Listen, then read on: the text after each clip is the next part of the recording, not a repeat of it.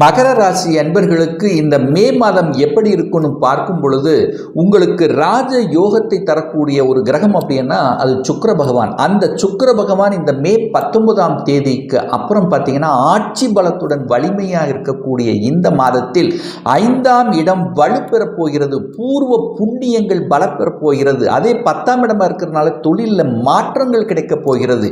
ஆனால் 10க்கு அது 8ஆம் இடத்தில் இருக்கிறதுனால அவசரப்பட்டு ஆக்ரோசப்பட்டு மட்டும் வேலையை விட்டுவிடக்கூடாதுங்கிறதையும் ஞாபகத்தில் வைத்துக் கொள்ளுங்கள். அப்போ அந்த சுப கிரகம் என்று சொல்லக்கூடிய குரு பகவான் உங்க ராசியை பார்க்கிறல்லவா, கடந்த 5 வருடங்களாக மனதளவில் இருந்து வந்த பாதிப்புகள் விலகக்கூடிய தன்மை, கடவுளினுடைய அனுகிரகம் உங்க ராசியிலேயே பதிகிறது. மனம் புத்துணர்ச்சி அடையக்கூடிய தன்மை, கடந்த காலத்தில் இருந்து வந்த அனுபவங்களை கற்றுக்கொண்டு அதற்கு தகுந்த மாதிரி செயல் திட்டம் தீட்டக்கூடிய ஒரு நல்ல மாதமாக உங்களுக்கு அமைகிறது.